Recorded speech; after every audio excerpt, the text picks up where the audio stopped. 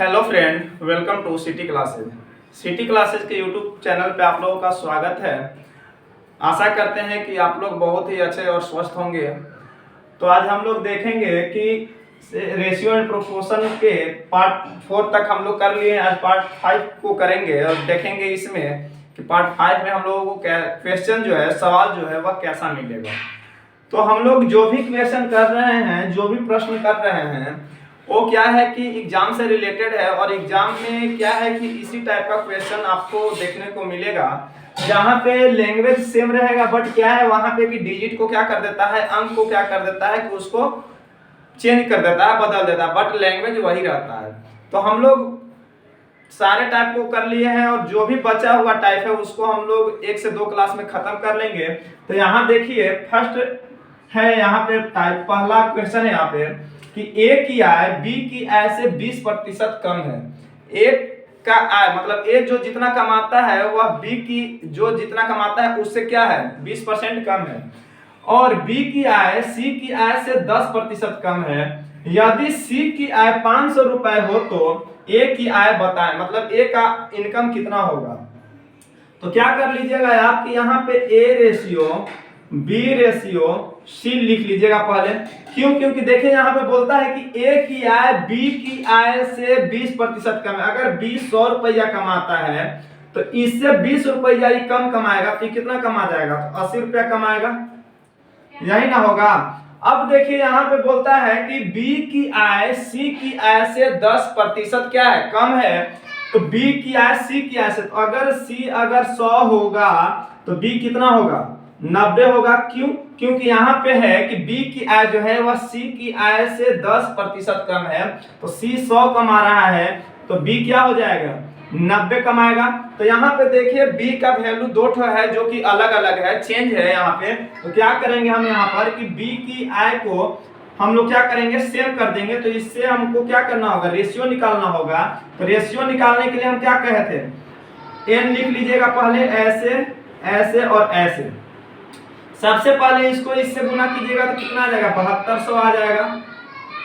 Ratio जब इसको इससे मल्टीप्लाई कीजिएगा तो कितना आ जाएगा, 9000 आ जाएगा। रेशियो 100 में 100 से मल्टीप्लाई कीजिएगा तो कितना आ जाएगा, 10000 आ जाएगा। अब देखिए कॉमन क्या है, इसमें 2 जीरो, इसमें 2 जीरो, इसमें 2 जीरो, यही है ना। बच गया क्या, 72 90 100। तो इसको 2 से काटिए तो कितना बार में, 36 बार में। इसको काटिए 45 बार में, इसको काटिए 50 बार में। अब कटेगा नहीं, कटेगा। तो ए बी, यहाँ ए बी और सी का रेशियो कितना आया, 36 रेशियो 45 रेशियो 50। तो अब यहाँ पे हमको क्वेश्चन दिया हुआ है कि अगर सी की आय 500 रुपया है, सी की आय कितना है, 500 रुपया। मेरे अनुसार सी का आय कितना है, तो 50 रुपया। तो हमसे क्या पूछ रहा है, ए की आय। तो ए की आय बराबर क्या हो जाएगा, तो ए की आय यहाँ पे देखिए कितना है, 36 है। तो यहाँ पे हम लोग क्या कर देंगे, 36 से मल्टीप्लाई कर देंगे। इससे इसको जब आप काटिएगा तो 10 बार में, तो ए की आय निकल करके आपका कितना आ जाएगा, ए की आय बराबर कितना आ जाएगा, 36 गुने 10, यही ना आएगा, 36 गुने 10 यानी कि 360 रुपया आपका निकल करके क्या आ जाएगा, आंसर आ जाएगा। जब भी इस तरह का क्वेश्चन देगा तो ए की आय बी की आय से इतना अधिक है, बी सी की आय बी की आय से इतना अधिक है, तो आप क्या कीजिएगा कि ए बी सी का रेशियो निकाल लीजिएगा और जिसका वैल्यू जिसके साथ कंपेयर करने के लिए बोल रहा है वैसे कीजिएगा। यहाँ इसके अनुसार 500 है, मेरे अनुसार 50 है, तो 50 कर दिए। और हमसे पूछ रहा है 36, तो हम यहाँ से 36 निकाल देंगे, तो यही आपका आंसर हो जाएगा। तो चलिए अब हम लोग नेक्स्ट क्वेश्चन देखते हैं। तो आइए यहाँ देखते हैं हम लोग नेक्स्ट क्वेश्चन। तो नेक्स्ट क्वेश्चन है कि 3 संख्याओं का औसत 10 है। पहली संख्या दूसरी संख्या का 2 गुना और दूसरी संख्या तीसरी संख्या का 3 गुना है, तो इनमें बड़ी संख्या बताएं। जैसे यहाँ पे दिया हुआ है कि औसत दे दिया हुआ है 3 संख्याओं का औसत, तो यहाँ पे 3 संख्याओं का औसत जब हम लोगों को 10 दिया है तो तीनों संख्याओं का योग क्या हो जाएगा। तो यहाँ पे आपको लिखना होगा कि कुल योग बराबर क्या हो जाएगा, तो 3 संख्याओं का औसत 10 है ना, तो 3 गुने 10 यानी कि कुल योग कितना हो जाएगा, 30 हो जाएगा। जब भी औसत दिया रहेगा तो हम लोग को कुल निकालना रहता है कोई भी, तो हम लोग क्या करते हैं औसत वाला जो नंबर जो रहता है, तीन संख्या जितना भी नंबर रहेगा उसको औसत से हम लोग मल्टीप्लाई कर देते हैं, तो हम लोगों को कुल निकल के आ जाता है। फिर यहाँ पे तीन संख्या है, तो तीन संख्या आप लोग लिख लीजिएगा, फर्स्ट, सेकेंड और थर्ड। तो यहाँ पे है कि पहली संख्या दूसरी संख्या का 2 गुना, पहला संख्या जो है वह दूसरी संख्या का क्या है, 2 गुना है, और दूसरी संख्या जो है वह तीसरी संख्या का 3 गुना है। तो अगर मानते हैं कि पहली संख्या 1 होगा तो दूसरी संख्या के कितना हो जाएगा, 3 हो जाएगा। क्यों? क्योंकि दूसरी संख्या जो है वह तीसरी संख्या का कितना है, 3 गुना है, तो इसको 1 मानते हैं तो ये कितना हो जाएगा, 3 हो जाएगा। फिर यहाँ बोलता है कि पहली संख्या जो है वह दूसरी संख्या का 2 गुना है, इसका पहला संख्या जो है वह दूसरी संख्या का कितना है, 2 गुना, तो इसका 2 गुना कितना हो जाएगा, 3 का 2 गुना 6 हो जाएगा। अब देखिए कि कुल योग कितना दे दिया हुआ है, 30, तो हमसे क्या पूछ रहा है, बड़ी संख्या ना, तो यहां लिखिएगा बड़ी संख्या बराबर क्या हो जाएगा, इसके अनुसार 30 है और मेरे अनुसार कुल योग कितना हो जाएगा, 6, 3, 9 और 1 10 हो जाएगा। और हमसे पूछता है बड़ी संख्या, तो तीनों में देखिए कौन बड़ा है, 6, तो यहाँ पे 6 लिख देंगे, तो इससे जब इसको काटेंगे तो 3 बार में, और 3 से 6 में मल्टीप्लाई करेंगे तो 36 18, तो यही आपका बड़ी संख्या निकल कर कितना आ जाएगा, 18 निकल करके आपका आ जाएगा। तो चलिए अब हम लोग चलते हैं नेक्स्ट क्वेश्चन में कि नेक्स्ट क्वेश्चन कैसा है।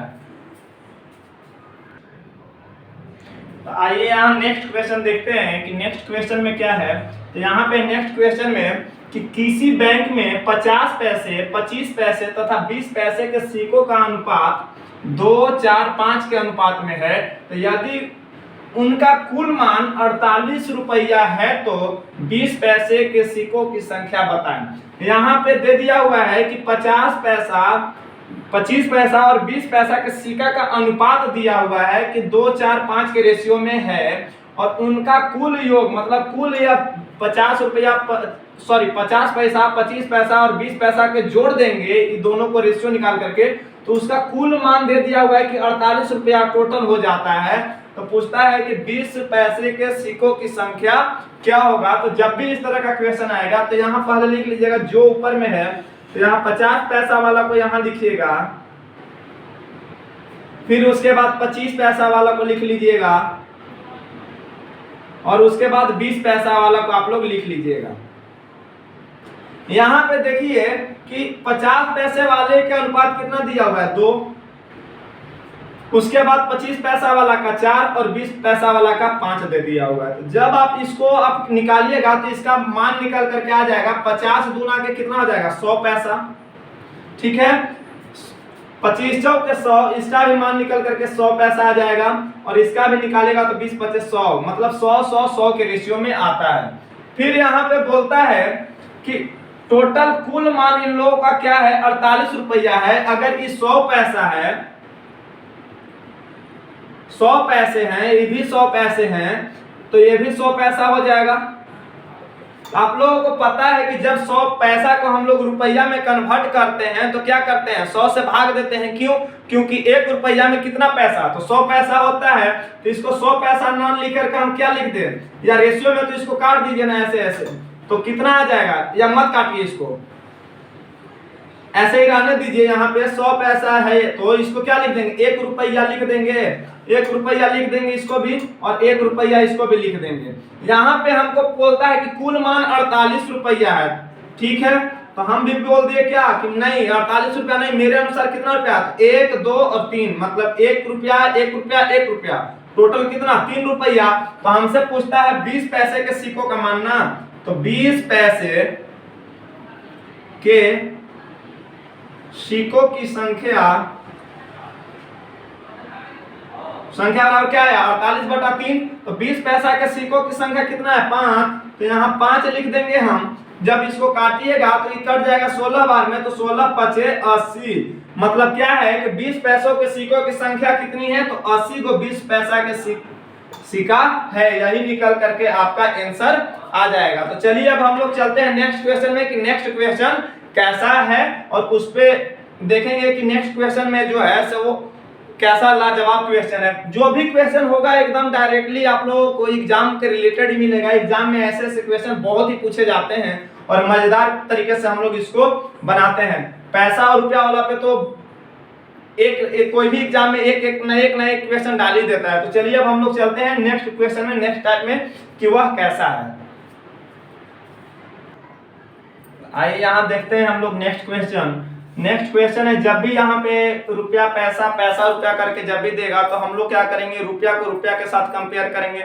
अगर रुपया दिया हुआ है तो सारा को हम लोग रुपया में ही चेंज कर देंगे। अगर पैसा के साथ कंपेयर करना होगा तो रुपया को पूरा का पूरा पैसा में चेंज कर देंगे। तो वैसे ही यहाँ पे एक क्वेश्चन है कि किसी बैंक में 1 रुपया 50 पैसा तथा 25 पैसे के सिक्के 1, 3, 4 के अनुपात में हैं, तो यदि उनका कुल मान 70 रुपया है, मतलब क्या है, 1 रुपया 50 पैसा और 25 पैसा के कुल रुपया को हम जोड़ेंगे तो क्या हो जाता है, 70 रुपया हो जाता है।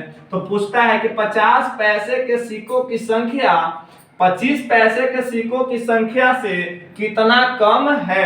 तो यहाँ क्या करेंगे कि सबसे पहले हम लोग 1 रुपया है तो 1 रुपया लिख देंगे, फिर 50 पैसा है तो 50 पैसा लिख देंगे, फिर उसके बाद 25 पैसा है तो 25 पैसा लिख देंगे हम लोग, और उसका अनुपात जो दिया हुआ है 1:3:4 में, तो इसको ऐसे लिख देंगे हम लोग। तो अब बताइए जब हम इसको करेंगे तो 1 को 1 में मल्टीप्लाई करेंगे तो 1 रुपया तो 10 का 10 रह जाएगा। उसके बाद देखिए 50 से 3 में मल्टीप्लाई करेंगे तो 150 हो जाएगा, ये पैसा ही हो जाएगा आपका। उसके बाद 25 चौके 100 यानी कि 100 पैसा ही हो जाएगा।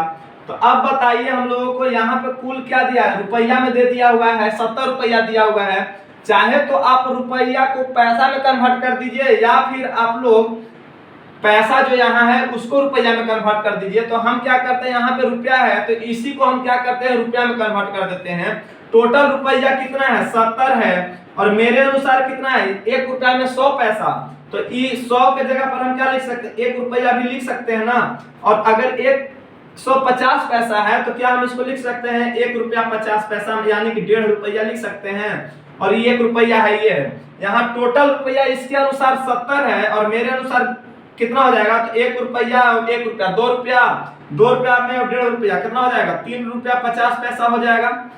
गुने हमसे क्या पूछता है कि 50 पैसों के सिक्कों की संख्या, यहाँ अंतर पूछ रहा है तो अंतर बराबर लिख दीजिएगा। 50 पैसों की सिक्कों की संख्या 25 पैसे के सिक्कों की संख्या से कितना कम है। यहाँ 25 पैसा का सिक्का कितना दिया हुआ है, 4 दिया हुआ है, जबकि 50 पैसा के सिक्कों की संख्या कितना है, 3।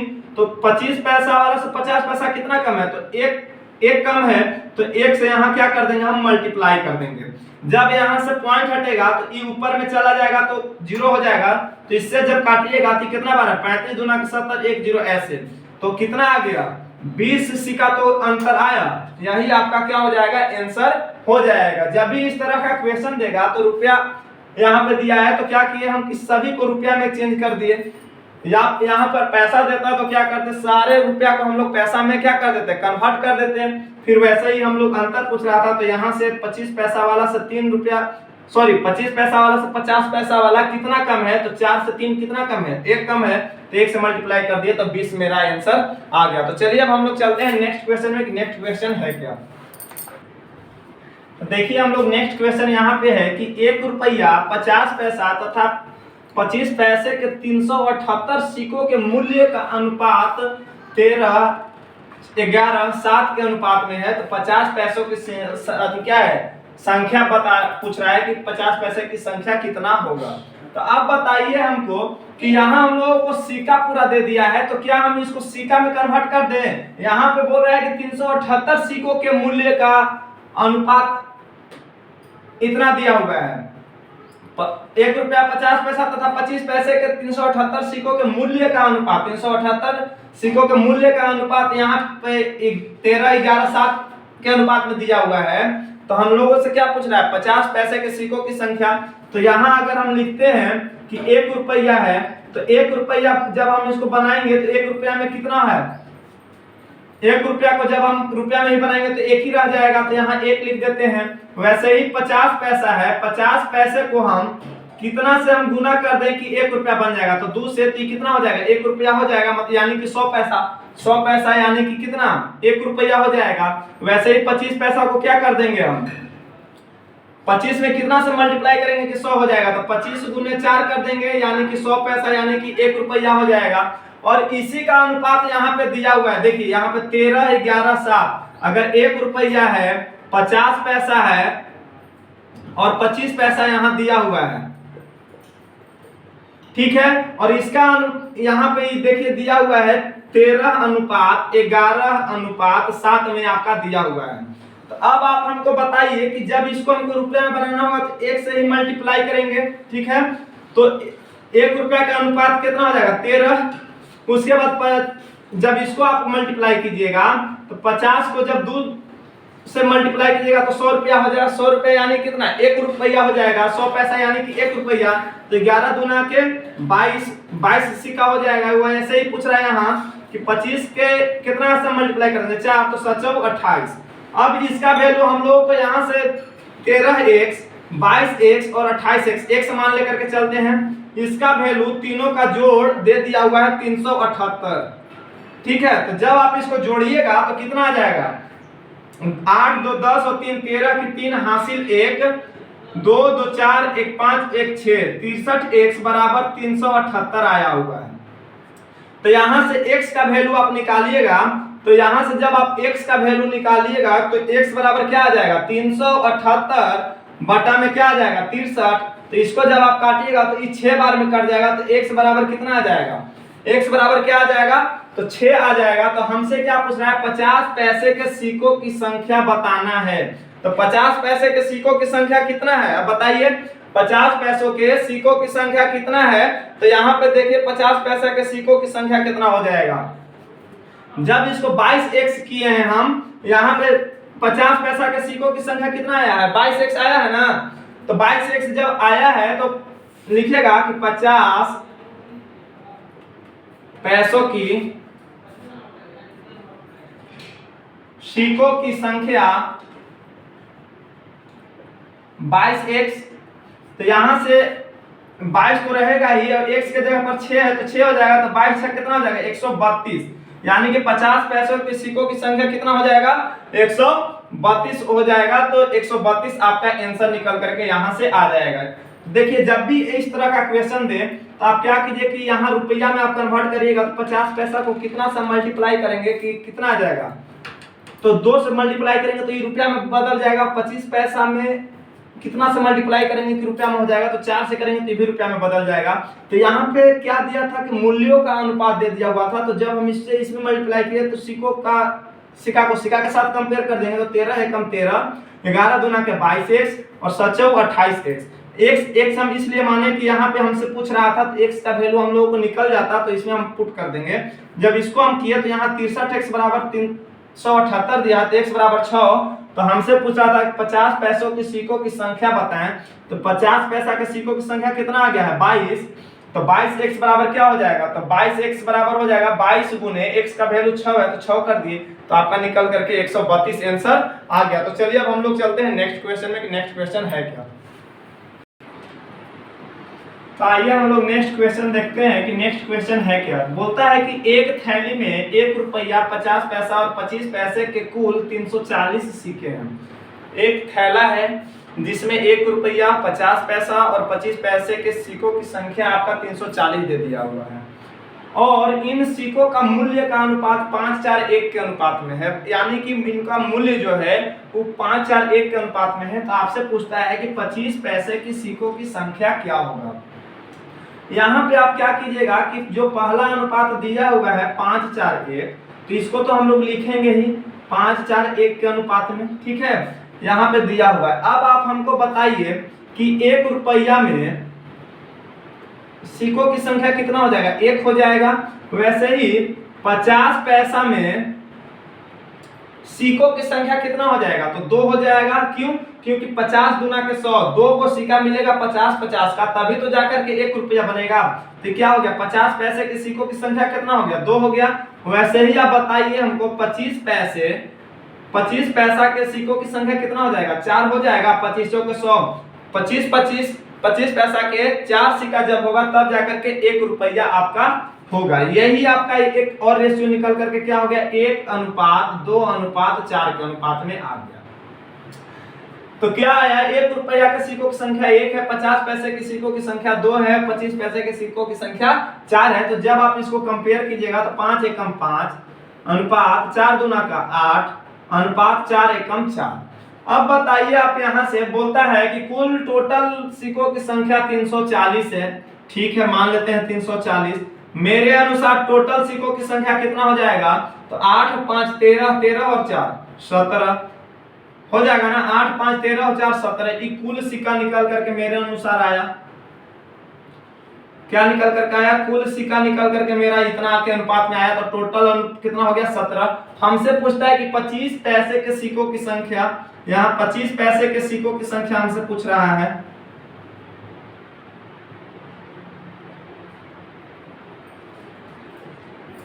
सिक्कों की संख्या बराबर देखिए 340 बटा में 17 और 25 पैसे के सिक्कों की संख्या कितना है, यहाँ तो 1 रुपया वाला है, यहाँ 50 पैसा वाला है और यहाँ 25 पैसा वाला है।